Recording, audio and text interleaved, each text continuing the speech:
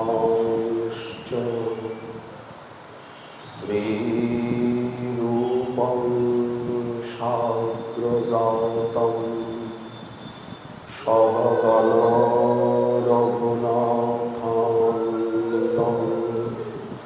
तं सजीवं साद्वैतं सावधूतं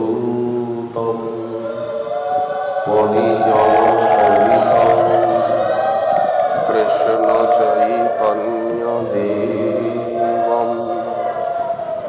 श्रीराधाकृष्णपादान् सहगणललिता श्रीविशाखान्वितांश्च दिव्याद्वृन्दारण्यकल्पद्रुमाः श्रीमद्रत्नगारसिंहासनस्थौ श्री श्रीराधा श्रीलगोविन्ददेवो पृष्ठालिभिः सेव्यमानो स्मरामि कल्पतरुभ्यश्च कृपा सिन्धुभ्य एव च पतितानां पावनेभ्यो वैष्णवेभ्यो नमो नमः। कुजोत्कोकिलहंससारसगणा कीर्णे मयूराकुले नानारत्ननिबद्धमूलविटपो श्रीयुक्तवृन्दावने राधा कृष्णमहर्निशं प्रभजतौ जीवार्थदौ मुदा वन्दे रूपसनातनौ रघुजुगौ श्रीजीवगोपालकौ। जय जय श्रीकृष्ण चैतन्य जय नित्यानन्द जयाद्वैत चन्द्र जय गौरभक्तवृन्द। दुर्गमे पथिमेन्धस्य स्खलत्पादगतिर्मोहो सकृपाज्येष्ठिदानेन सन्त्यवलम्बनम्।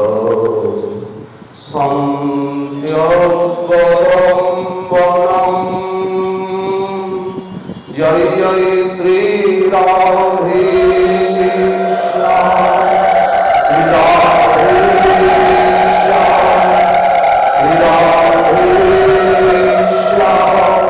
श्री राधा गोविंद देव जी महाराज की।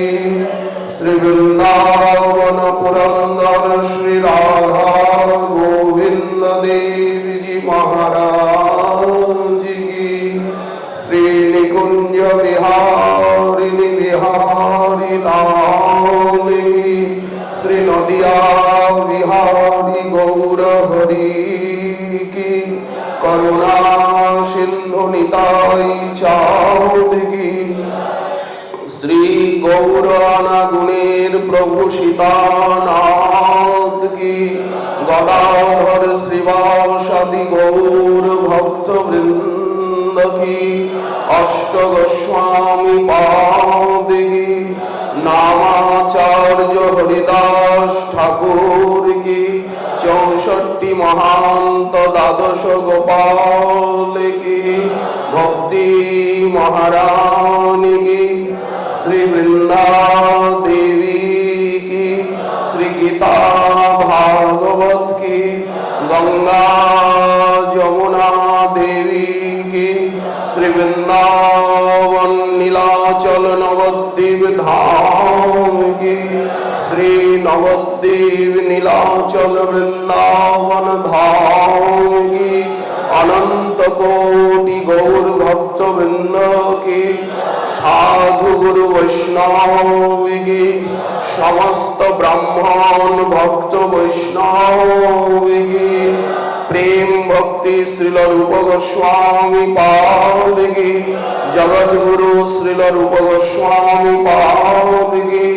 প্রেম ভক্তির মহারাজ নিত্যানন্দ আবেশাবতার শ্রীল নরোত্তম দাস ঠাকুর মহাশয় কি, শ্রীল ভুবনেশ্বর সাধু বাবা কি, শ্রীল ভুবনেশ্বর সাধু বাবা মহারাজ কি, শ্রীল ভুবনেশ্বর সাধু বাবা মহারাজ কি, সমগ্র বিষ্ণুপ্রিয়া মণিপুরী সমাজ কি, বিষ্ণুপ্রিয়া মণিপুরী সমস্ত ভক্তবৃন্দ কি, মণিপুর দেশবাসী, নদিয়াবাসী, ভারতবর্ষবাসী, দেশ বিদেশবাসী গৌর ভক্তবৃন্দ কি, জয় জয় শ্রী রাধে শ্রী রাধে শ্রী রাধে, জয় গৌর জয় গৌর জয় গৌর, জয় নিতাই জয় নিতাই, হা নিতাই, জয় নিতাই গৌর সীতালা, নিতাই গৌর সীতারা, নিতাই গৌর সীতারা। শস্তরুণী कराग्र বিগলত কল্প প্রসূনাপ্লুতম, বস্তু প্রস্তুত বেণুনাদ লহরী, নির্ব্যান নির্ব্যাকুলম, স্রস্ত স্রস্ত নিরুদ্ধ নিবিলস, গোপী সহস্রাবৃতম, হস্তনস্তনতাপবর্গমখিল, দারং কিশোরাকৃতি। জয় জয় শ্রী গোবিন্দ।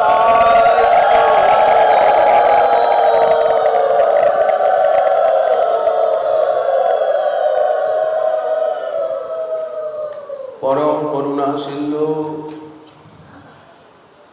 অনন্ত কোটি ব্রহ্মাণ্ড নায়ক, পরম কৃপালু পরম উদার রসিকেন্দ্র মৌলি, রসঘন মোহন মূর্তি,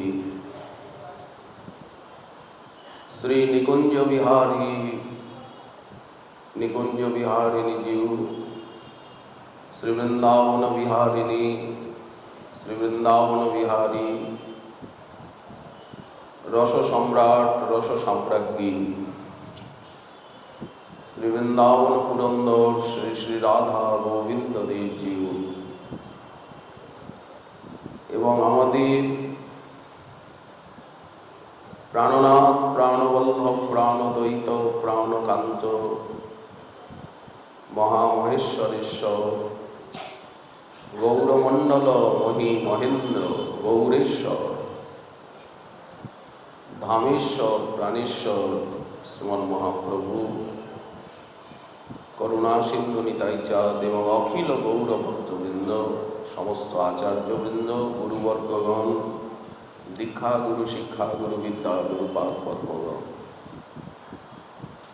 এবং উপস্থিত পরম পূজনীয় মাননীয় বৈষ্ণববৃন্দ, ভক্তবৃন্দ এবং সমস্ত মাতৃবৃন্দ, সকলের চরণে বারবার অজস্র দণ্ডবৎ প্রণিপাত নিবেদনপূর্বক কৃপা ভিক্ষা মুখে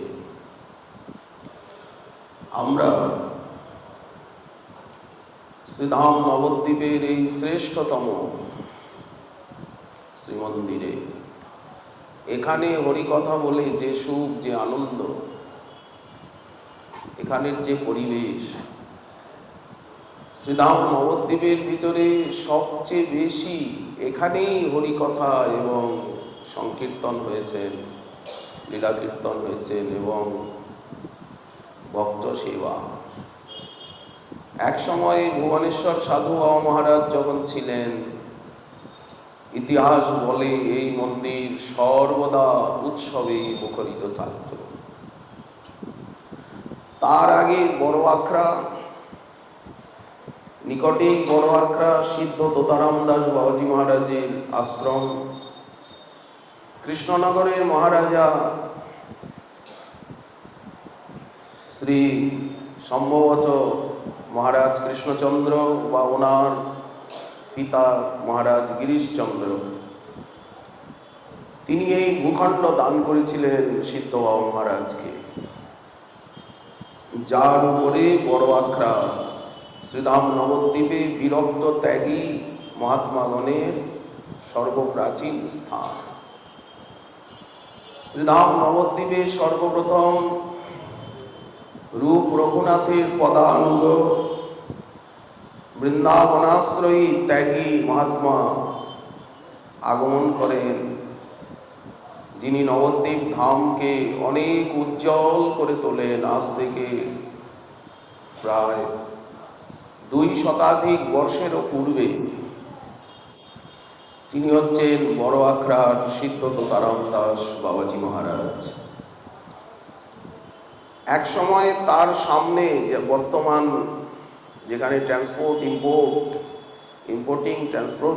দেয়ার, তো সেইখানে হরিকথা হতো। এক সময় বড় আখড়ায় রমরমা বাজার ছিল, অনেক সাধু মহাত্মা ছিলেন।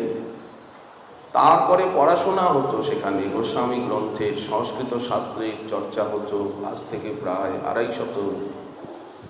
250 বৎসর পূর্বে। এবং সেখানে ভক্তির একটা বিশাল বাজার ছিল, পাঠ কীর্তন, ছাত্র পড়ানো, ত্যাগী বৈষ্ণবগণ থাকতেন, সবসময় প্রসাদ, উৎসব মহোৎসবের ব্যবস্থা। ধীরে ধীরে ধীরে ধীরে ধীরে ধীরে ভাটা এসে যায়।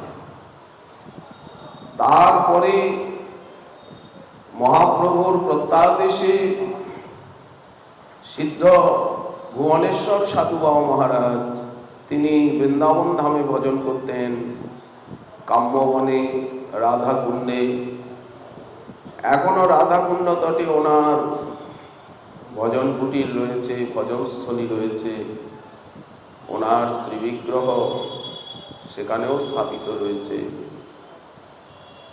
তো উনি প্রথমে এসে ধামেশ্বর মন্দিরের ছিলেন, তারপরে মহাপ্রভুর প্রত্যাদেশ প্রাপ্ত হয়ে এই বিশাল ভূখণ্ডকে উনি সর্বত্যাগী, নিষ্কিঞ্চন, অযাচক বৃত্তি, বিতরাগী সন্ত ছিলেন, মহামনা, উদার চেতা।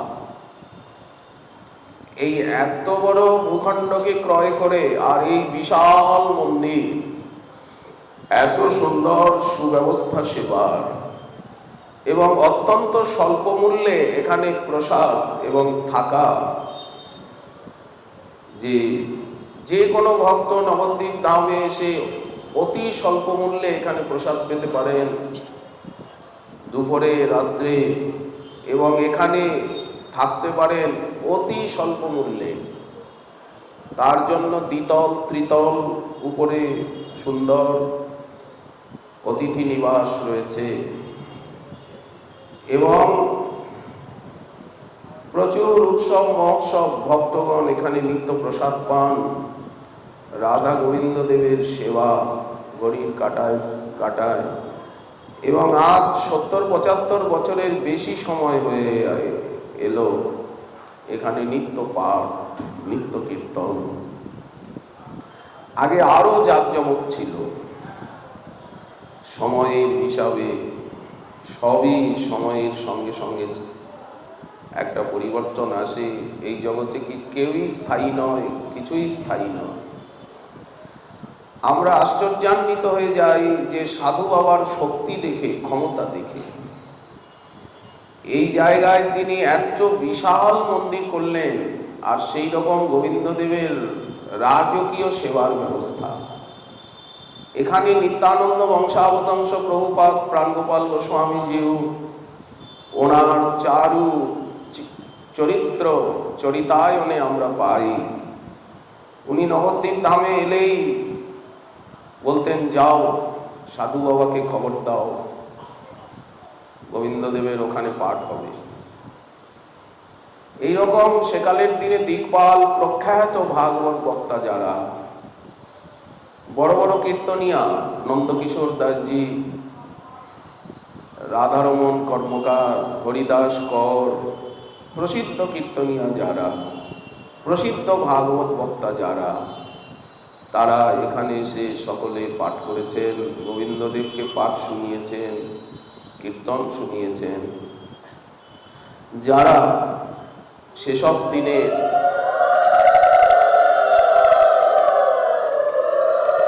কৃষ্ণদেব সিংহ মহোদয়, তারপরে এখানকার মহান্ত হন, তারপরে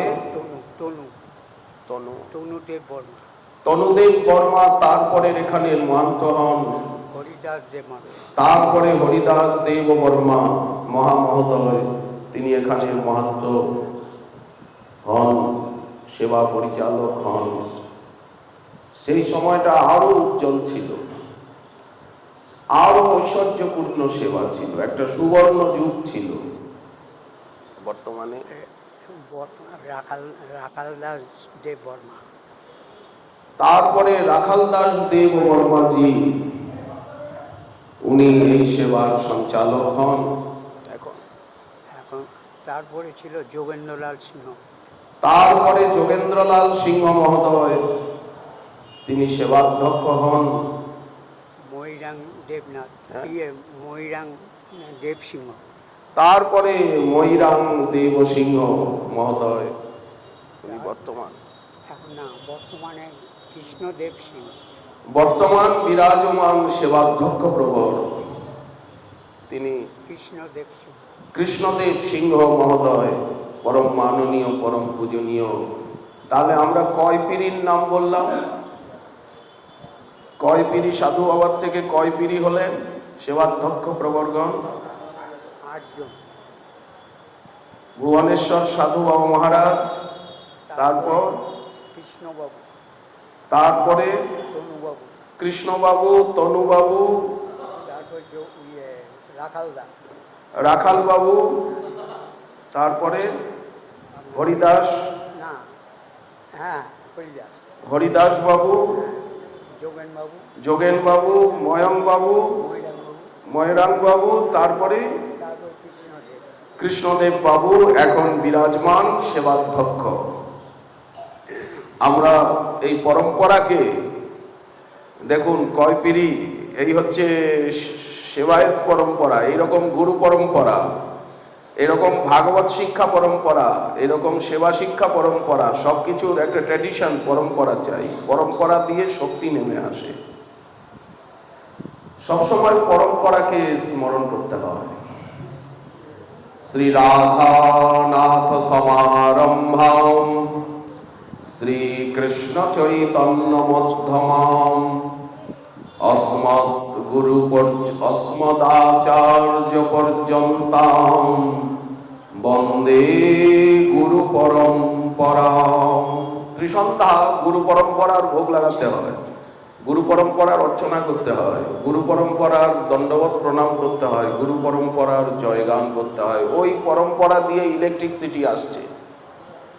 ওই ট্রান্সফরমার থেকে ওই যেখানে ইলেকট্রিক রিজার্ভ হয় সেখানের থেকে যে ইলেকট্রিসিটি আসছে এই তারের মধ্যে দিয়ে, তেমনি স্বয়ং ভগবান শ্রীকৃষ্ণের থেকে আরম্ভ করে আর শ্রীমন মহাপ্রভু হয়ে আমাদের গুরুদেব পর্যন্ত যে ইলেকট্রিসিটি আসছে, ভক্তি শক্তি, জ্ঞান শক্তি, সেবা শক্তি, সদাচার শক্তি, সাধন শক্তি, যে ত্যাগ দৈন্য অনুভূতির শক্তির যে অখণ্ড ধারা, গঙ্গার ধারার মতো, যেমন গঙ্গোত্রীর থেকে গোমুখ থেকে গঙ্গা ধারা, গোমুখ থেকে নয়, নারায়ণের চরণের থেকে ব্রহ্মার কমণ্ডলু হয়ে, মহাদেবের জটা হয়ে, গোমুখ হয়ে, গঙ্গোত্রী হয়ে, হরিদ্বার হয়ে গঙ্গা নবদ্বীপে এসেছে। এইবার নবদ্বীপ থেকে যাচ্ছে সাগর অবধি যে অখণ্ড গঙ্গার ধারা, একেই বলা হয় গুরু পরম্পরা, দীক্ষা গুরু পরম্পরা, শিক্ষা গুরু পরম্পরা, বিদ্যা গুরু পরম্পরা। এইরকম প্রত্যেক, তেমনি কৌপিনের পরম্পরা। যারা বৈষ্ণব সন্ন্যাস নিলেন, যারা গৃহত্যাগী বর্ণাশ্রম ধর্মকে ত্যাগ করে আর ভিক্ষুক বেশ নিলেন, আমাদের হরিদাস ঠাকুরের রূপ সনাতনের গণ হয়ে গেলেন, তাদের যে কৌপিন পরম্পরা, এই সব কিছু পরম্পরার মধ্যে দিয়ে যারা আসেন, পরম্পরার আনুগত্য করেন, তারাই ভজনে সিদ্ধি লাভ করেন। বাকি গঙ্গায় স্নান করতে গেলে এই রানীর ঘাটে, নয় বড়াল ঘাটে, নয় পোড়া ঘাটে, নয় শ্রীবাসঙ্গন ঘাটে, রাজার ঘাটে, নয় ফাঁসিতলা ঘাটে, নয় দণ্ডপানি তলা ঘাটে, নয় মুড়ি ঘাটে, না হলে মণিপুর ঘাটে, কোনো একটা ঘাটে, নয় বসাকপাড়া ঘাটে, নয় চাকিপাড়া ঘাটে, নয় মালোপাড়া ঘাটে, তা না হলে আগে গিয়ে জন্মস্থান ঘাটে, আগে গিয়ে নিদয়া ঘাটে, কোনো একটা ঘাটে তো স্নান করতে হবে। আর সেখানে স্নান না করে যদি ছাড়া গঙ্গায় স্নান করি, পুকুরে স্নান করি, তাহলে গঙ্গা স্নান হবে? হলেও ছাড়া গঙ্গার জলও গঙ্গারই জল, সারা নবদ্বীপেই গঙ্গার জল, কিন্তু তৃপ্তি হব কি? তৃপ্তি আসবে কি? তৃপ্ত হব? তৃপ্তি আসবে কি? তেমনি এই যে অখণ্ড গুরু পরম্পরা, দীক্ষা পরম্পরা, শিক্ষা পরম্পরা, শাস্ত্র পরম্পরা, সেবা পরম্পরা, কৌপিন পরম্পরা, এই পরম্পরার ভিতরে যতক্ষণ আমরা না আসবো, গঙ্গার ভিতরে না আসবো, ততক্ষণ পর্যন্ত আমরা প্রেম ভক্তি আনুগত্য সেবা জ্ঞান বিজ্ঞান অনুভূতি এবং সেই দিব্য সাধন অপ্রাকৃত শক্তি আমরা লাভ করতে পারবো না। এই জন্য ধ্যায়ং স্তুবং তস্য যশস্ত্রী সন্ধাম, সর্বদা গুরু পরম্পরার আরাধনা। দেখবেন আমাদের সিংহাসনে গুরু পরম্পরা রয়েছেন, গুরুবর্গগণ রয়েছেন, যত গুরুবর্গ রয়েছেন, অষ্টগোস্বামী রয়েছেন, শ্রীনিবাস নরোত্তম শ্যামানন্দ প্রভু রয়েছেন, সিদ্ধ বাবাগণ রয়েছেন, হরিদাস ঠাকুর রয়েছেন, নিত্য তাদের দীক্ষাগুরু শিক্ষাগুরু বিদ্যাগুরু শাস্ত্রগুরু সব গুরুগণ রয়েছেন। নিত্য তাদের অর্চনা হচ্ছে, নিত্য তাদের ভোগরাগ হচ্ছে, নিত্য তাদের আরতি হচ্ছে, নিত্য তাদের দণ্ডবত প্রণাম এবং কৃপা প্রার্থনা করা হচ্ছে। এর দ্বারা কি না শক্তি লাভ হচ্ছে, এনার্জি, শক্তি, দিব্য অনুভূতি লাভ হবে। কারণ গুরু পরম্পরা ছাড়া জ্ঞান ভক্তি প্রেম সেবা শক্তি কখনোই আমরা জীবনে প্রাপ্ত হতে পারবো না। তাহলে আমরা বাউল হয়ে যাব, নাই সহজিয়া হয়ে যাব। এই পরম্পরাকে যতক্ষণ পর্যন্ত আমরা আশ্রয় না নেব, আমরা নাই আউল হব, নাই বাউল হব, নাই সহজিয়া হব। কিছু একটা শিব গড়তে গিয়ে বলে বানর গড়া, শিব হলো না, একটা বানর গড়া হয়ে গেল, জীবনটা তেমন হয়ে যাবে। কৃষ্ণ কর্ণামৃতে রাগানুগা ভক্তির আদর্শ, আমাদের গোবিন্দ ভজনের আদর্শ, যার আনুগত্য, যার লেখনী, যার ভাব শ্রীমন মহাপ্রভু পর্যন্ত নিয়েছেন, আস্বাদন করেছেন, সর্বদা যার শ্লোক চণ্ডীদাস বিদ্যাপতি রায়ের নাটকগীতি, জগন্নাথ বল্লভ নাটক, চণ্ডীদাসের পদাবলী, বিদ্যাপতি ঠাকুরের পদাবলী আর লীলাসুখ বিল্লমঙ্গলের কৃষ্ণ কর্ণামৃতম, কবীন্দ্র জয়দেবের গীত গোবিন্দ আর ব্রহ্ম সংহিতা এবং শ্রীমদ্ ভাগবতের সুন্দর সুন্দর শ্লোকাবলী মহাপ্রভু নিত্য গান করছেন, নিত্য শ্রবণ করছেন, নিত্য বর্ণনা করছেন। চণ্ডীদাস বিদ্যাপতি রায়ের নাটক গীতি কর্ণামৃত শ্রীগীত গোবিন্দ মহাপ্রভু রাত্রি দিনেও আস্বাদন করছেন, রাত্রেও আস্বাদন করছেন। কাদের সঙ্গে? স্বরূপ রামানন্দ সনে। যখন রথযাত্রার সময় তখন সকলে আসছেন, মুকুন্দ দত্ত, তারপরে বাসুদেব ঘোষ, গোবিন্দ ঘোষ, মাধব ঘোষ, তারাও শ্রবণ করাচ্ছেন প্রভুকে। খণ্ডবাসী, পানিহাটিবাসী, কুলিনগ্রামবাসী, নবদ্বীপবাসী, তখন সবাই এক হয়ে যাচ্ছেন। নদিয়াবাসী, গৌরমণ্ডলবাসী, তার মধ্যে যারা যারা কীর্তনিয়া, যারা যারা পাঠক, তারা মহাপ্রভুকে শ্রবণ করাচ্ছে। যে কীর্তনিয়া সে কীর্তন শোনাচ্ছে, যিনি পাঠক তিনি পাঠ শোনাচ্ছেন, মহাপ্রভুও শোনাচ্ছেন। গায় শুনে মহাপ্রভুও গান করছেন, মহাপ্রভুও ব্যাখ্যা করে সকলকে শোনাচ্ছেন আস্বাদনী। এই যে শ্রবণ এবং কীর্তন, শ্রবণ কীর্তনের মাঝখানে আসছে স্মরণ। যে জিনিস আমরা শ্রবণ করব সেই জিনিসেরই চিন্তা হবে, যে কথা শ্রবণ করব সেই কথাই মাথার ভিতরে ঘুরবে, যে কথা বর্ণন করব আমরা সেই কথাটা মাথার ভিতরে ঘুরবে, বুকের ভিতরে ঘুরবে। তো স্মরণ আপনার নিয়ে এসে যাচ্ছে। কি স্মরণ? গ্রন্থের স্মরণ। গ্রন্থে যে কথাগুলো লেখা আছে, মহাজনের পদ পদাবলীতে যা লেখা আছে, সেই কথাগুলিকে বসে বসে চিন্তা করা, মুখস্থ করা, হৃদয়ে ধারণ করা, গ্রন্থ অধ্যয়ন করা। আমাদের কি প্রকারে গ্রন্থ অধ্যয়ন করতে হবে? যেমন আমরা স্কুল কলেজে শিক্ষকগণের কাছে আমরা বসে বসে সমস্ত গ্রন্থ অধ্যয়ন করেছি। আজও মনে আছে শিক্ষা জীবনের কথা, স্যারদের কথা, শিক্ষকগণের কথা। সর্বদা আমরা নতমস্তকে তাদের চরণ বন্দনা করি যে প্রাথমিক বিদ্যালয়ে তারা আমাদেরকে শিক্ষাদান করেছিলেন, মাধ্যমিক বিদ্যালয়ে, উচ্চ মাধ্যমিক বিদ্যালয়ে, তারপরে মহাবিদ্যালয়ে, বিশ্ববিদ্যালয়ে যারা আমাদেরকে শিক্ষাদান করেছেন তারা আমাদের শিক্ষাগুরু, বিদ্যাগুরু। হয়তো প্রাকৃত বিদ্যা হতে পারে, কিন্তু বিদ্যা তো বিদ্যাই। বিদ্যা এবং পরাবিদ্যা দুটিই তো হাতের এপিঠ ওপিঠ। কারণ এই বিদ্যার দ্বারাই পরাবিদ্যাকে লাভ করা যাবে। যতই আমরা পরাবিদ্যার দিকে এগিয়ে যাব তখন এই বিদ্যাটাও আপনা আপনি সবকিছু লাভ হবে। যস্য বিজ্ঞাতেন সর্ববিদম বিজ্ঞাতং ভবতি। যাকে জানলে, যাকে পেলে, আর যস্য বিজ্ঞাতেন সর্ববিদম বিজ্ঞাতং ভবতি। যাকে জানলে সবকিছু জানা হয়ে যায়, যাকে পেলে সবকিছু পাওয়া হয়ে যায়, তাকেই তো পরাবিদ্যা বলে। সেই সে বিদ্যার ফল জানিহ নিশ্চয়, কৃষ্ণ পাদ পদ্মে যদি চিত্তবৃত্তি রয়। পরে শুনে কেন লোক ভক্তি জানিবারে। কেন এত পড়াশোনা বিশ্ববিদ্যালয় পর্যন্ত? স্নাতকোত্তর অবধি না ভক্তিকে জানবার জন্য, ভজনকে জানবার জন্য।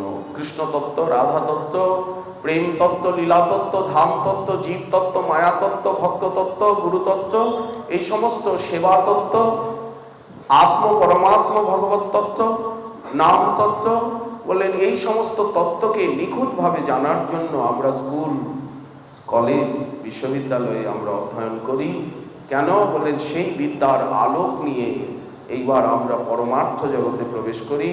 পরমার্থ জগতেও আমরা শ্রেষ্ঠ শ্রেষ্ঠ শিক্ষা ও শিক্ষক যারা আমাদের শিক্ষাগুরু পাদ পদ্ম, শ্রবণ গুরু পাদ পদ্ম, বিদ্যাগুরু পাদ পদ্ম যারা, তাদের কাছে বসে আমরা ভক্তি শাস্ত্র অধ্যয়ন করি। সমগ্র ভক্তি শাস্ত্র অধ্যয়ন, মনন, কণ্ঠস্থীকরণ এবং নিরন্তর চিন্তনের দ্বারা সেই ভক্তি রাজ্যে প্রবেশ হয়ে থাকে। এই জন্য কবিরাজ গোসাইপাদ বললেন শাস্ত্র যুক্তে সুনিপুণ। ভক্তি লাভ করতে গেলে তাকে শাস্ত্র যুক্তিতে সুনিপুণ হতে হবে, শাস্ত্রীয় শ্রদ্ধা লাভ করতে হবে। শ্রবণগুরু, বিদ্যাগুরু, শিক্ষাগুরুগণের চরণতলে বসে সমস্ত গোস্বামী গ্রন্থ অধ্যয়ন করতে হবে, শ্রবণ করতে হবে, মনন করতে হবে এবং কণ্ঠস্থ করতে হবে, এবং ভক্তগণের মাঝখানে বসে গোবিন্দদেবকে সামনে রেখে তাকে শুনিয়ে শুনিয়ে এইরকম অনাবিলভাবে অনর্গল অবিরল বর্ণন করতে হবে। এইভাবে বর্ণন করতে করতে করতে করতে আমাদের চিত্ত নির্মল হবে, শুদ্ধ হবে, এবং আমরা শাস্ত্রীয় শ্রদ্ধা লাভ করে শ্রদ্ধাবান জন হয় ভক্তি অধিকারী। সেই ভক্তির অধিকারে আমরা চলে যাব শাস্ত্রযুক্তে সুনিপুণ দৃঢ় শ্রদ্ধা যার উত্তম অধিকারী সেই তরয়ে সংসার। তিনি সংসার থেকে ওপারে চলে যান, তিনি সেই প্রেম রাজ্যে প্রেমধামে নিত্যলীলায় তিনি গমন করেন, নিত্য সেবা পান প্রেমী হয়ে। আর আনুষঙ্গিকভাবে তিনি অন্য অনেককেও নৌকার মতো হয়ে, জাহাজের মতো হয়ে অনেককে নৌকায় চড়িয়ে ওই ওপারে নিয়ে চলে যান। আচার্য চৈত্য বপুষাহ সগতিং জনক্তি। ভাগবত এই কথাই বললেন গর্ভস্তুতিতে, স্বয়ং সমুদ্তীর্য সুদুস্তরং দুমন ভবার নবং ভীম মদভ্র সৌরিদা ভগৎ পদাম্বরুহনাবমত্রতে নিধায় জাতা সদনুগ্রহ ভবান। তারা ওপারে চলে যান পুরো নৌকা ভরে লোক নিয়ে, আর ওপারে চলে গেলেন। আবার কি হলো, নৌকাটা এপারে রয়ে গেল, চলে গেলেন ওপারে। নৌকাটা কি করে বড়াল ঘাটে নৌকাটা রয়ে গেল? যে স্বরূপগঞ্জ ঘাটে চলে যায়, যে হুলোর ঘাটে চলে যায়, নৌকাটা কি করে এপারে থাকে? নৌকাটা আবার কে এপারে নিয়ে আসে?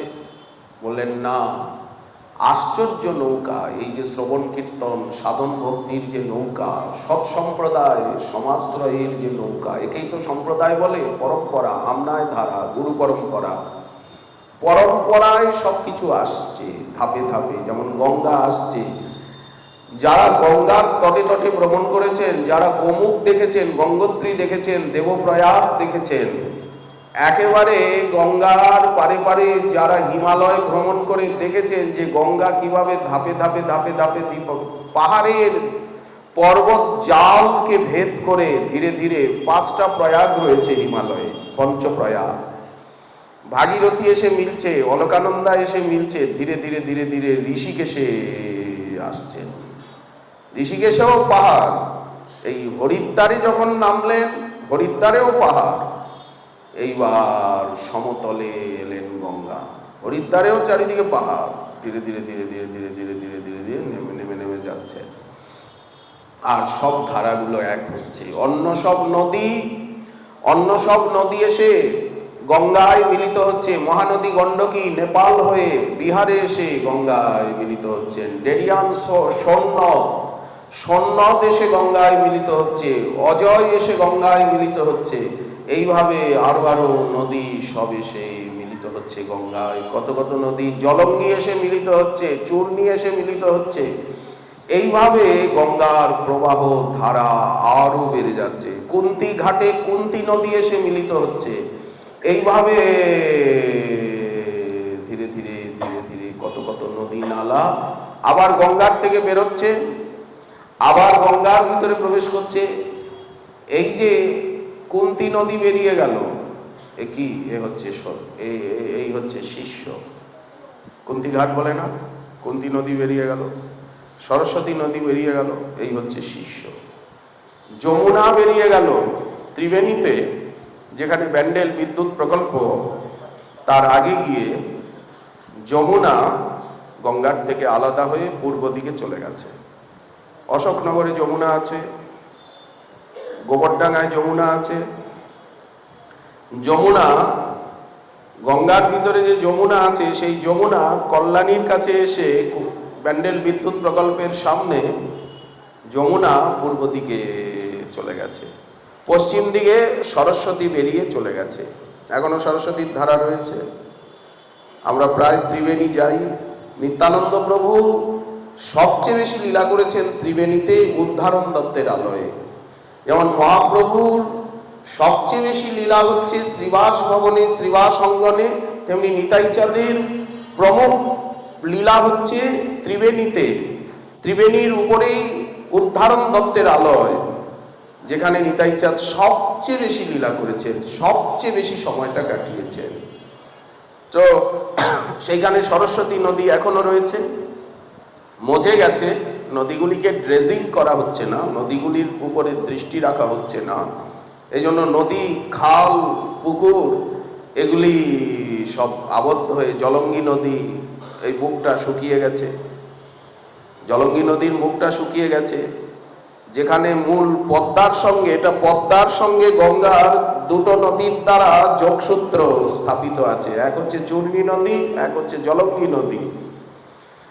সেই নদী দুটো এখন তেমনি যমুনা নদী ইছামতিতে গিয়ে মিশেছে, ইছামতি কালিন্দিতে গিয়ে মিশেছে, কালিন্দি এইবার সুন্দরবনের ভিতরে ঢুকে গেছে, একেবারে বাংলাদেশ দেবহাটার পাশ দিয়ে হাসনাবাদ হয়ে।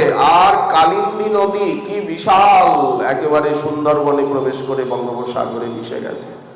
এগুলো প্রত্যক্ষ না দেখলে, না ঘুরলে, ইতিহাস ভূগোল এটা ভাগবতের মতো নয়।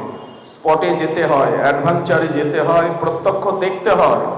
আমরা সেই স্থানে গিয়ে, সেই লীলাস্থলিতে গিয়ে প্রত্যক্ষভাবে দেখে গ্রন্থের সঙ্গে মিলিয়ে ধামকে গ্রন্থের সঙ্গে মিলিয়ে শ্রীপাঠকে গ্রন্থের সঙ্গে মিলিয়ে তার সঙ্গে ভজন এবং চিন্তনকে যুক্ত করে যে দিব্য জ্ঞান এবং বিজ্ঞান লাভ হবে আমাদের, সেইটাই হবে ধাম দর্শন, গৌরমণ্ডল দর্শন। প্রত্যক্ষত সেখানে যেতে হবে, সেখানে থাকতে হবে, সেখানে সাধন করতে হবে, শাস্ত্রের সঙ্গে প্রত্যেকটি লীলাস্থলীকে মেলাতে হবে, তবে গিয়ে হবে ধাম দর্শন। আর ধামে এলাম, আর কোনো মতে গঙ্গায় একটা ডুব দিলাম, আর প্রসাদ পেলাম, কয়েকটা মন্দিরে গেলাম, বাতানুকূলিত কক্ষে ঘুমিয়ে 2-3 দিন কেনাকাটা করে বাজারে তাঁত কাপড় হাটে ভালো কাপড় চোপড় কিনে, এখন তো সেলের বাজার, এখন সব সেল চলছে, কিছু কিনে কেনাকাটা করে বাড়িতে চলে গেলাম, বলে নবদ্বীপ ধাম দেখে এসেছি, বৃন্দাবন ধাম দেখে এসেছি, নীলাচল ধাম দেখে এসেছি। কি বানরের উৎপাত, কি পান্ডার উৎপাত, বলে দাও দাও, সব জায়গায় বলে দাও দাও, এখানে দাও দাও দাও। বলেন গয়া ধাম দেখে এসেছি, বানারসি ধাম দেখে এসেছি, বদ্রীনারায়ণ ধাম দেখে এসেছি, রামেশ্বর ধাম দেখে এসেছি, দ্বারকা ধাম দেখে এসেছি। এইভাবে দেখা নয়, সেখানে থাকতে হবে, গ্রন্থ নিয়ে গ্রন্থের সঙ্গে লীলাস্থলীকে মেলাতে হবে, সেখানে সাধনা করতে হবে। সেখানে যারা সাধন সিদ্ধ, যারা প্রাজ্ঞ, যারা ম্যাচিওর ডিভোটি, যারা সেই রকম ভক্ত, তাদের সঙ্গ করতে হবে, তাদেরকে সাথে নিয়ে দেখতে হবে। সর্বোপরি গ্রন্থের সঙ্গে মিলিয়ে দেখতে হবে লীলাস্থলীকে। অন্তত কোনো জায়গায় গেলে 3টে রাত্র বাস করতে হবে, সেখানে সাধন করতে হবে, তবে সেই স্থান সম্বন্ধে একটা অনুভূতি হবে এবং সেই স্থানের যে চিন্ময় শক্তি, চিন্ময় রস, সেই স্থানের যে দিব্য অপ্রাকৃত লীলা, তার সঙ্গে পরিচিত এবং সেই শক্তির সঙ্গে নিজের মন বুদ্ধির সাক্ষাৎ সম্পর্ক যুক্ত করতে হবে এবং অনুভব করতে হবে যে এখানে নিতাই চাঁদ লীলা করেছেন। যেমন আমরা ত্রিবেণীতে গিয়ে, উদ্ধারণ দত্তের আলয়ে গিয়ে, আমরা যেমন দোগাছিয়ায় গিয়ে, আমরা অম্বিকা কালনায় গিয়ে, আমরা শান্তিপুরে গিয়ে, এই প্রকার গৌরমণ্ডলের প্রতি স্থানে স্থানে আমরা শ্রীপাঠ শ্রীধাম খড়দহে গিয়ে যে নিতাই চাঁদ এখানে 20 বছরের বেশি সময় লীলা করেছেন, প্রত্যেকটা এই ঘাটে নিতাই চাঁদ স্নান করতেন।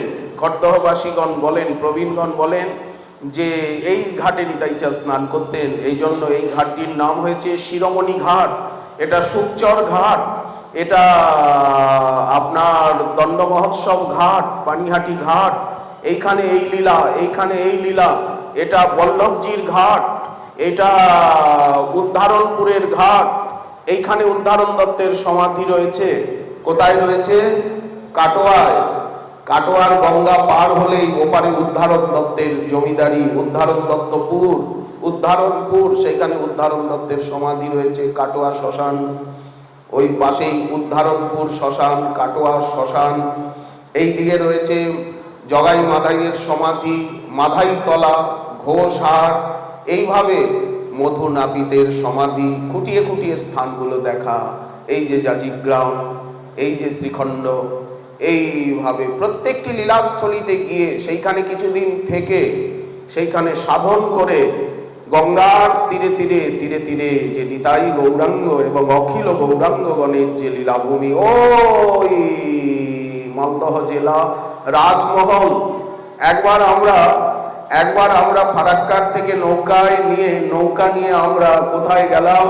ঘুরতে ঘুরতে রাজমহল, ওপারে বিহার রাজমহল, আমাদের ভক্ত রয়েছে সেইখানে, তাদের বাড়িতে গিয়ে বিশাল নৌকা নিয়ে আমরা কানাইয়ের নাটশালা, বলেন ভাড়া করে নৌকা নিয়ে আমরা কানাইয়ের নাটশালায় যাব।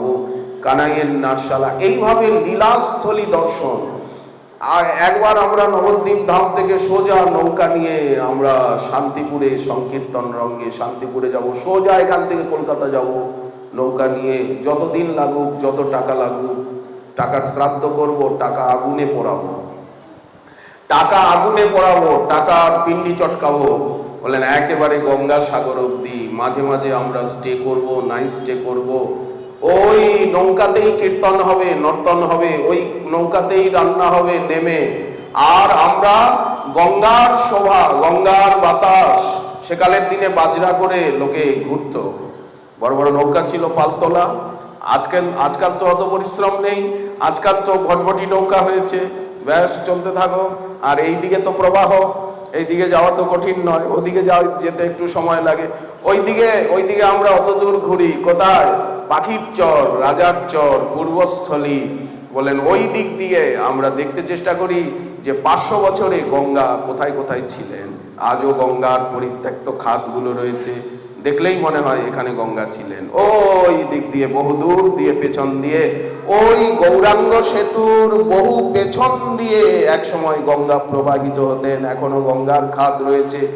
সমুদ্রগড়ে এখন জলঙ্গি এইখানে মিলিত হয়েছে হুলোর ঘাটে, আর এক সময় সমুদ্রগড়ে জলঙ্গি গঙ্গার সঙ্গম ছিল। তো সেই জলঙ্গির সেকালের দিনে যে বিশালতা, প্রবাহ, আমরা কৃষ্ণনগরে গিয়েও, ঘূর্ণিতে গিয়েও আমরা জলঙ্গির পাশে গিয়ে বসি, যে জলঙ্গির কত কত স্মৃতি, চূর্ণীর কত কত স্মৃতি, কত কত গৌর ভক্তগণের লীলাভূমি এই গঙ্গা, যমুনা, সরস্বতীর তীরে তীরে। আমরা গোবরডাঙ্গায় গিয়ে যমুনায় ভ্রমণ করি, যে যমুনা মজে গেছে, যমুনার উপরে সকলে ঘর দুয়ার করে নিয়েছে, যমুনাকে দখল করে নিয়েছে, নদীকে দখল করে নিয়েছে।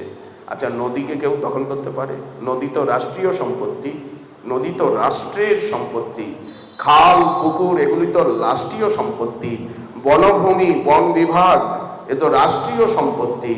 তাহলে কি করে লোকে তাকে, নদীকে দখল করে নেয়, নদীর উপরে ঘর দুয়ার বানিয়ে নেয়, নদীকে বন্ধ করে দেয়, নদীর প্রবাহ ধারাকে বন্ধ করে দেয়? এটা কি করে সম্ভব হয়?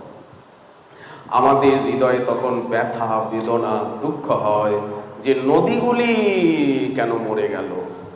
নদী, খাল, বিল, বনভূমি, প্রান্তর, বৃক্ষ, লতা, প্রকৃতিকে আমরা কেন ধ্বংস করছি? আমরা প্রকৃতিকে কেন দখল করে নিচ্ছি? কেন পর্যাবরণ বা প্রকৃতির শুদ্ধতা, স্বচ্ছতার দিকে গাছ লাগাচ্ছি না, গাছ কাটছি? অথচ ওই বৃক্ষই যে আমার মাথাটা কেটে দেবে। একটা প্রাচীন বৃক্ষকে আমরা কাটলাম, ধামের বৃক্ষ সব মুনি ঋষি, শাস্ত্রে আছে ধামের বৃক্ষ সব সিদ্ধ ভক্ত মুনি ঋষি এই রূপে বৃক্ষ রূপে সাধন করছেন। ধামের কুকুর বেড়াল পর্যন্ত তারা মহান তপস্বী। এই যে দেখছেন নবদ্বীপে এত কুকুর, রাত্রিবেলা কুকুরের জন্য চলা যায় না। এরা কেউ সাধারণ কুকুর নয়, এরা সবাই ধামাশ্রয়ী পরম মহান ভক্ত। এরা এই রূপে ধামে বাস করছেন, ধামের সেবা করছেন, ধামরজে লুণ্ঠিত হচ্ছেন।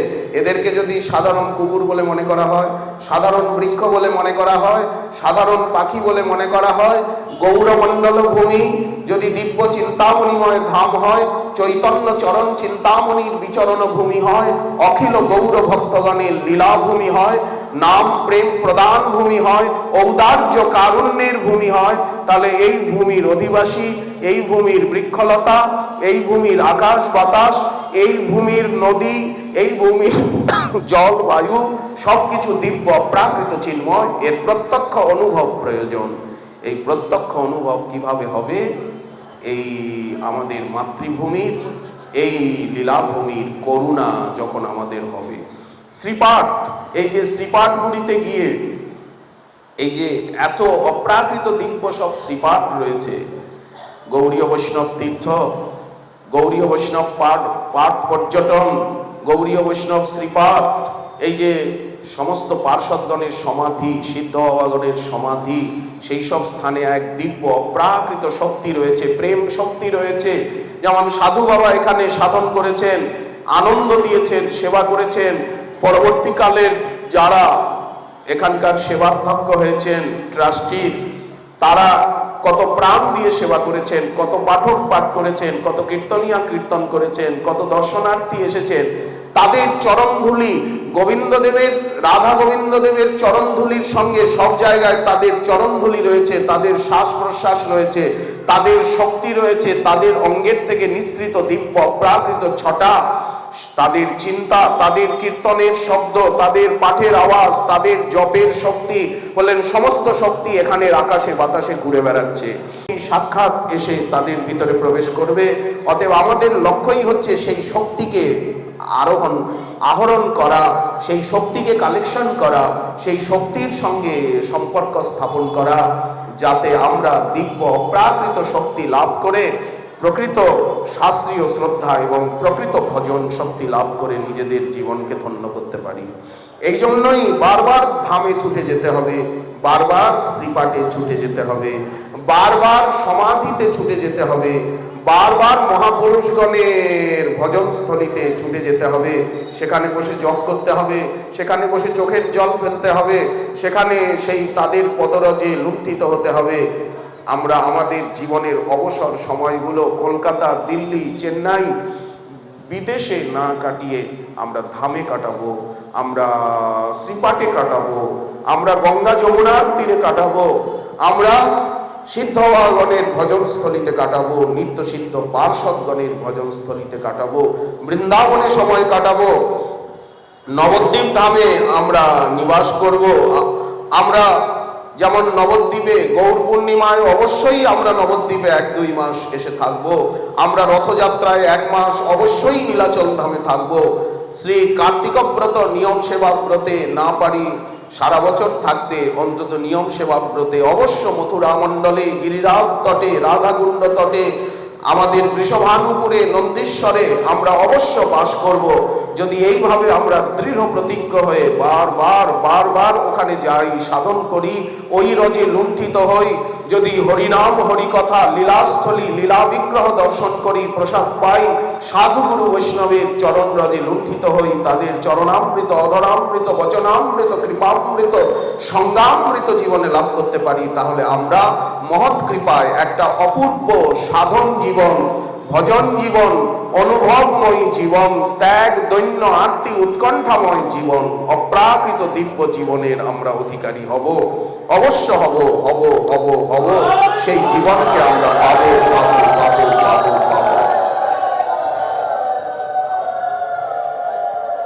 তা না করে আমরা যদি কলকাতায় বসে থাকি, দিল্লিতে গিয়ে বসে থাকি, চেন্নাইয়ে গিয়ে বসে থাকি,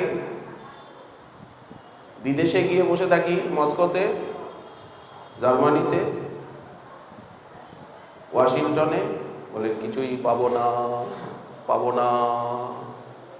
ওই দিকে টেনে নিয়ে যাবে ভোগবাদ, একটা শান্তশিষ্ট লেজ বিশিষ্ট ভদ্রলোক হয়ে যাব, লেজালা বিড়াল হয়ে যাব, কি রয়্যাল বেঙ্গল টাইগার হয়ে যাব, নয় হনুমান হয়ে যাব।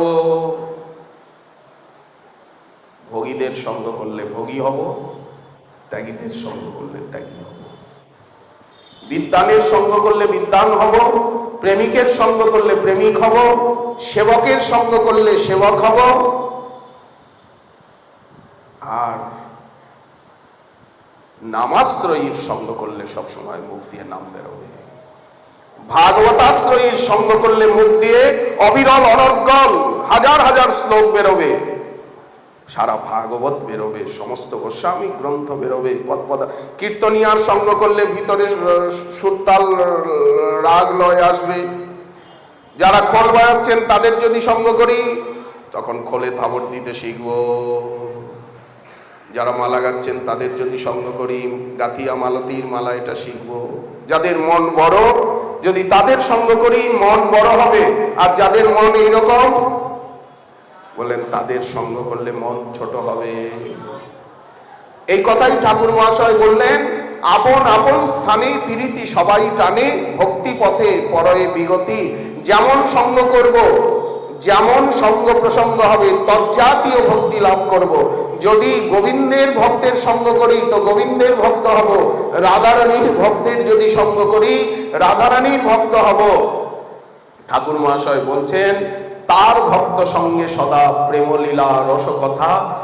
জয় জয় রাধা নাম বৃন্দাবন যার ধাম। যারা রাধা দাসের উপাসক, যারা রাধানিষ্ঠ, রাধারানীকে প্রাণেশ্বরী ভাবেন, সর্বদা রাধারানী সেবায় মগ্ন, রাধারানীর চিন্তন করেন, রাধারানীকে জীবন সর্বস্ব বলে মনে করেন, গোবিন্দদেবকে জীবন সর্বস্ব বলে মনে করেন, সর্বদা রাধা মন্ত্র জপ করেন, রাধা গায়ত্রী জপ করেন, রাধারানীর চরণে পুষ্প তুলসী দিয়ে অর্চনা করেন, রাধারানীর ভোগরাগ লাগান, রাধারানীকেই মখেশ্বরী, ক্রিয়েশ্বরী, শুভেশ্বরী, স্বধেশ্বরী, প্রমাণসা সদেশ্বরী, রমেশ্বরী, ক্ষমেশ্বরী, প্রমোদকাননেশ্বরী, ব্রজেশ্বরী, ব্রজাধিপে শ্রীরাধিকে নমস্তুতে। অনন্ত কোটি বিষ্ণু লোক নম্র পদ্মজার্চিতে, হিমাদ্রিজা পুলমজা বিরিঞ্চিজা বরপ্রদে, অপার সিদ্ধি বিদ্ধি দিগ্ধ সৎপদাঙ্গুলি নখে, কদা করিষ্যসি হমাম কৃপা কটাক্ষ ভাজনম। যারা ঠাকুর মহাশয় বলছেন জয় জয় রাধা নাম, এখানে যেমন জয় নিতাই, সবাই বলে কি জয় নিতাই, জয় নিতাই, জয় নিতাই, জয় নিতাই, আমাদের প্রাণ নিতাই, আমাদের কুলদেবতা নিতাই, আমাদের সর্বস্ব নিতাই, আমরা নিতাইয়ের, নিতাই আমাদের, নিতাই আমাদের। কেন বললেন, এই গৌরমণ্ডলের রাজাধিরাজ নিতাই চাঁদ মহাপ্রভু তো সন্ন্যাস নিয়ে আর গম্ভীরায় সাধন করছেন। নিতাই চাঁদে নিত্যানন্দে সমর্পিয়া গৌরক্ষিতি, এই জন্য নিতাই চাঁদকে বলা হয় গৌরমণ্ডল মহি মহেন্দ্র। আমরা সবাই নিত্যানন্দগণ, আমাদের মধ্যে যে শক্তি সেটা নিতাই চাঁদের শক্তি, নিত্যানন্দগণের শক্তি। শক্তিটা আসলে মহাপ্রভুরই, মহাপ্রভুই তো আজ্ঞা দিয়েছেন। মহাপ্রভু আজ্ঞা না দিলে কেউ দেয়? প্রেম ধন কেউ দেয়? নাম ধন কেউ দেয়? কত দুর্লভ। মহাপ্রভু বললেন, শ্রীপাদ যাও গৌরমণ্ডলে যাও, তুমিও রহিবে যদি মনি ধর্ম করি, আপন উত্তম ভাব সব পরিহরি, তবে মূর্খ নিজ যত পতিত সংসার, বল দেখি আর কে বা করিবে উদ্ধার। কৃপার স্রোতটা আসছে কোথার থেকে? মহাপ্রভুর থেকে। মহাপ্রভুর ভিতরে এত কৃপা কেন এলো? বলেন রাধারানীর থেকে আসছে। এই করুণা রাধারানীর, যতদিন রাধারানীর ভাবকান্তি না নিয়েছেন, গৌরাঙ্গ না হয়েছেন, ততদিন তো এত করুণা আসেনি, এত কৃপা আসেনি। মথুরা লীলায়, দ্বারকা লীলায় খালি যুদ্ধ বিগ্রহ করেছেন। দেখুন ভাগবতে মথুরা লীলা, দ্বারকা লীলায় কিরকম যুদ্ধ বিগ্রহ, কুরুক্ষেত্রের রণাঙ্গন। শেষে যদুবংশ ধ্বংস করে ভাগবত রূপী মহাসাগরে প্রবেশ করলেন কৃষ্ণচন্দ্রমা। কৃষ্ণ কোথায় গেলেন? বললেন ভাগবত, ভাগবতের ভিতরে প্রবেশ করে গেলেন। আবার শ্রীকৃষ্ণ বললেন নীলাচলে এসে, নীলাচলে এসে মহারাজ ইন্দ্রদ্যুম্নকে অবলম্বন করে জগন্নাথ, সুভদ্রা, বলভদ্র সুদর্শন হয়ে নীলাচলে বসে আছেন। কৃষ্ণ কোথায়? বলে নীলাচলে জগন্নাথ হয়ে বসে আছেন আর ভাগবত হয়ে বসে আছেন। ভাগবতের মধ্যে আছেন আর নীলাচলে মহাম্বোধে স্থিরে কনক রুচিরে, মহাসাগরের তীরে কনক রুচিরে নীল শিখরে, বসন প্রাসাদান্ত সহজ বলভদ্রে নবলীনা, সুভদ্রা মধ্যস্থ সকল সুর সেবাবসরদ জগন্নাথ স্বামী নয়ন পথগামী ভব তুমে। মহাপ্রভুর মুখ দিয়ে এলো, উনি নীলাচলে বসে আছেন মহাসিংহাসনে, শ্রীকৃষ্ণই বসে আছেন, বলদেবী বসে আছেন, মহাশক্তি সুভদ্রা রূপে সুদর্শন চতুর্ধা মূর্তিতে বসে আছেন, ইন্দ্রদ্যুম্ন প্রসাদিত নিজ অধর সুধা দায়ীন, নিজের অধরামৃত সকলকে দিচ্ছেন। জগন্নাথ দর্শন করলেই প্রেম, জগন্নাথের মহাপ্রসাদ পেলেই প্রেম, ভববন্ধনের থেকে নিষ্কৃতি। আর নবদ্বীপ ধামে গঙ্গায় স্নান করলেই প্রেম। নবদ্বীপ ধামের শক্তি হচ্ছেন ভগবতী ভাগীরথী, গৌরচরণামৃত স্বরূপা। যতবার গঙ্গায় স্নান করা যায়, গঙ্গার তীরে বাস করা যায়, গঙ্গার তীরে পড়ে থাকা যায়, কবে গঙ্গার ঠাকুর মহাশয় ওখানে বলছেন, এ দেহ অন্তিম কালে ভাসাবো যমুনার জলে, জয় রাধে শ্রী রাধে বলে ভাসবো গো। আর আমরা নদিয়াবাসী, আমরা নবদ্বীপবাসী, আমরা গৌরগত প্রাণ, আমরা নিতাইগত প্রাণ, আমরা বলি এ দেহ অন্তিম কালে হা নিতাই গৌরাঙ্গ বলে, আর ভাসাবো সুরধ্বনির জলে, সুরধ্বনির জলে এই দেহকে ভাসাবো। আর জয় গৌরাঙ্গ, প্রাণ গৌরাঙ্গ, জীবন গৌরাঙ্গ, হা নিতাই, জীবন নিতাই, প্রাণ নিতাই বলে গঙ্গার জলে ভাসবো গো, ভাসবো গো। সর্বদা গৌর হরি বলবো, গৌর হরি বলবো, হা নিতাই হা গৌর, হা নিতাই হা গৌর, হা নিতাই হা গৌর বলবো। আর নবদ্বীপের পথে পথে চলবো গো। আর সর্বদা নিতাই গৌরাঙ্গের লীলা হেরবো, লীলাস্থলী হেরবো, গৌর ভক্তের সঙ্গ করব, গৌরাঙ্গের নাম গুণ লীলা ধাম পরিকর বুকের ভিতরে নেব। আমরা গাই না, কি গাই?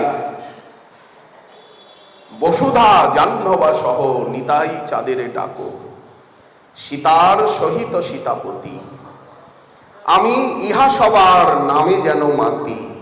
সব গৌরাঙ্গগণের নাম নিয়ে আমরা রোজ বৈষ্ণব বন্দনা পড়ি না? প্রভাতে উঠিয়া করে বৈষ্ণব বন্দনা। কোন কালে কোথার থেকে রোজ বৈষ্ণব বন্দনা করতে হয়? শ্রীকৃষ্ণ চৈতন্য নিত্যানন্দ না জানিয়া নিন্দিনু বৈষ্ণবগণ মানুষ বলিয়া, সেই অপরাধে মুই ব্যাধিগ্রস্ত হইনু, মনে বিচারিয়া এই নিরূপণ কইনু। চাপাল গোপালের লিখিত দেবকীনন্দন দাস ঠাকুর উত্তরকালে নাম। উনি যে বড় বৈষ্ণব বন্দনা করেছেন, আবার ছোট বৈষ্ণব বন্দনা করেছেন, কয়েকটা 4-5টা বৈষ্ণব বন্দনা রয়েছে, একটা দুটো নয়। তার মধ্যে কয়েকটি বৃহৎ, কয়েকটি মধ্যম, কয়েকটি সংক্ষেপ।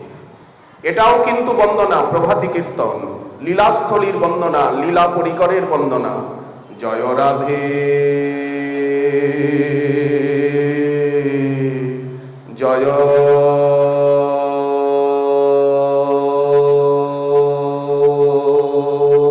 কৃষ্ণ, জয় বৃন্দাবন,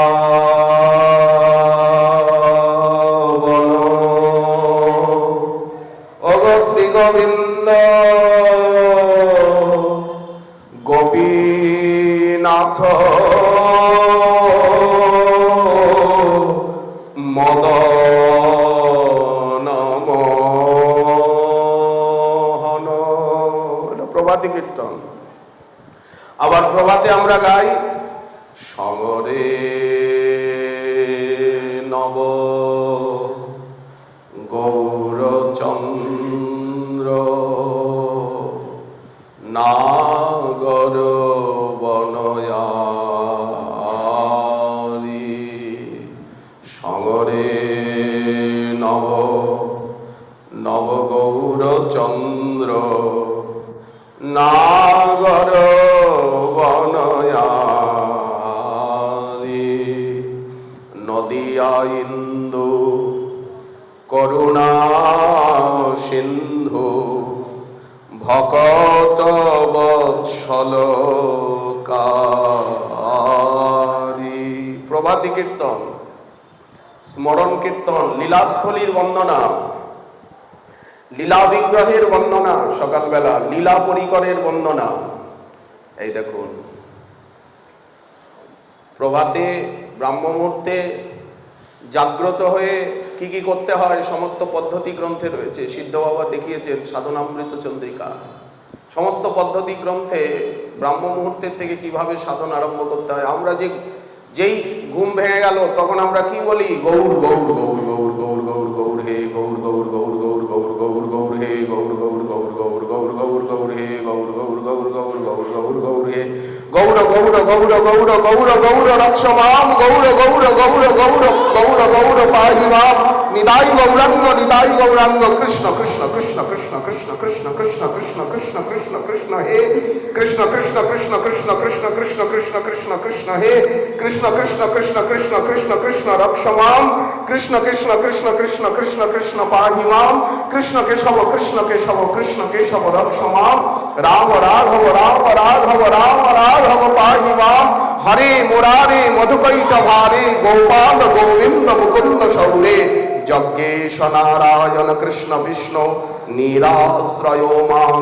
জগদীশ রক্ষ। এরকম অনেক সুন্দর সুন্দর শ্লোক রয়েছে, শরণাগতির শ্লোক। সিদ্ধ বাবা লিখেছেন, তিনটি গ্রন্থ একসঙ্গে ছাপানো আছে। আমাদের নবদ্বীপ ধামের মহর্ষি প্রবর শ্রী হরিদাস দাস বাবাজি মহারাজ হরিবল কুটির পোড়াঘাট, তিনি বহু কষ্ট করে বহু পাণ্ডুলিপি, আগে ম্যানুস্ক্রিপ্টস ছিল, তালপাতার পুঁথি ছিল, তুলট কাগজে, তিনটি গ্রন্থকে একসঙ্গে ছাপিয়েছেন। পদ্ধতিত্রয় গ্রন্থটির নাম হচ্ছে পদ্ধতিত্রয়।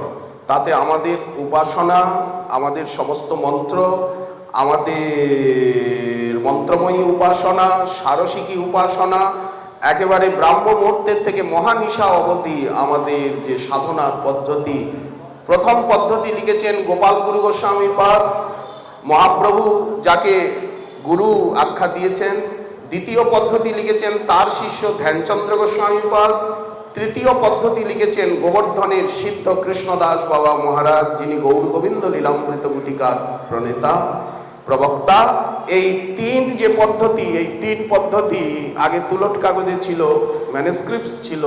পূজ্যপাদ হরিদাস দাস বাবাজি মহারাজ প্রথম তাকে প্রকাশ করলেন।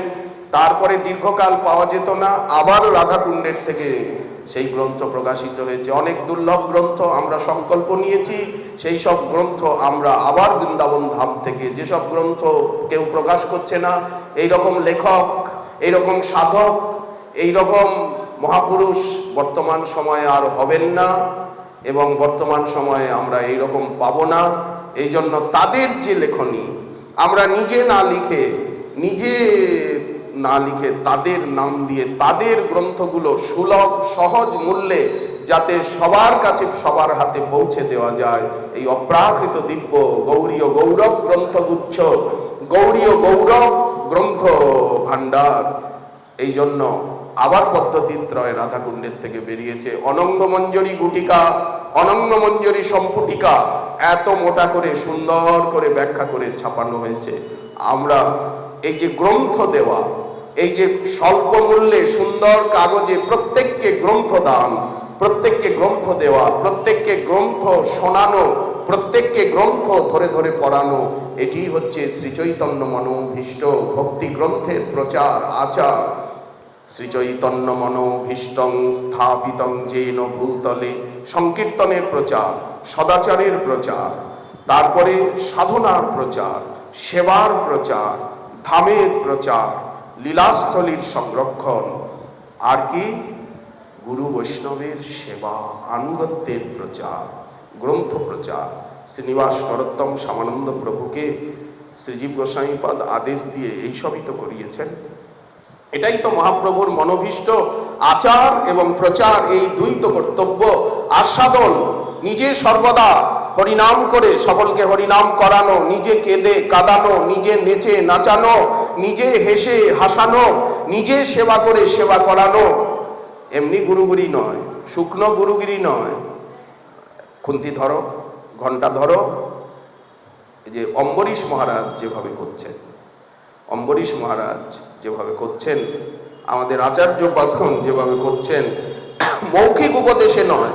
খুন্তি ধরো, চলো বাজারে চলো, ঝাড়ু ধরো, চলো চলো বাজার করো, সবজি আমানি করো, রন্ধন করো, ভোগ লাগাও, সকলকে প্রসাদ পাওয়াও, সবার শেষে নিজে পাবে সকলের অধরামৃত।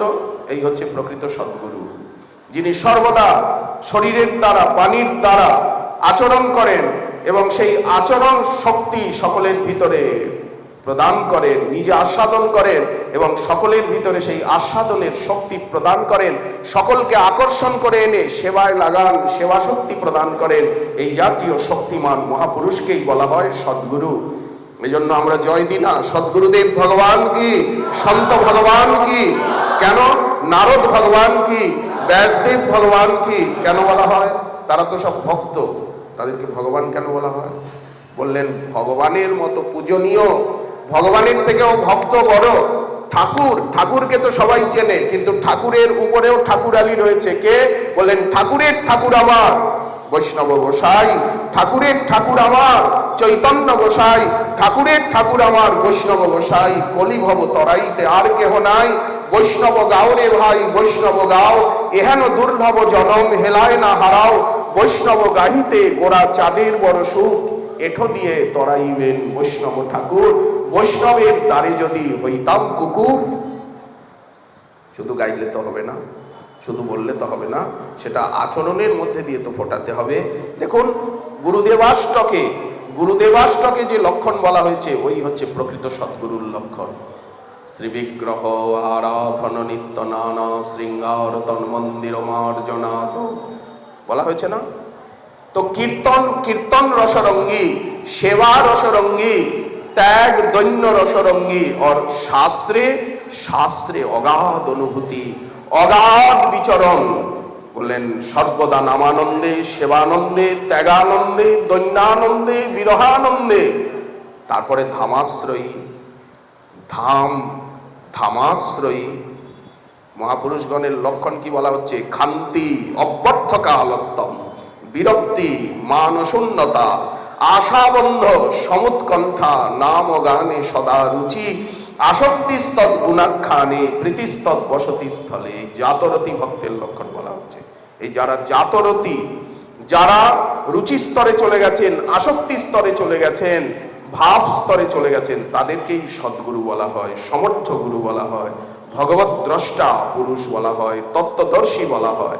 জীবনে যদি এইরকম গুরু না মেলে, তাহলে বুকটা মরুভূমির মতো, ডিজারল্যান্ড, মরুভূমির মতো হয়ে যায়। জীবনে যদি এইরকম সদ্গুরু না পাই, যে দোকানে যার কাছের থেকে আমি সব কিছু পাবো, শাস্ত্র পাবো, সেবা পাবো, নাম পাবো, ধাম পাবো, ত্যাগ পাবো, বৈরাগ্য পাবো, দৈন্য পাবো, সব কিছু পাবো, হাতে ধরে ধরে আমায় শেখাবেন, শক্তি দেবেন, অভয় দেবেন, দিনে রাত্রে সর্বাবস্থায় আমার কাছে আছেন, প্রকটেও কাছে আছেন, অপ্রকটেও কাছে আছেন, সর্বদা কাছে আছেন, স্নেহে, মমতায়, শাসনে, সোহাগে, আদেশে, যিনি সর্বদা আমাকে ধরে ধরে রাখবেন।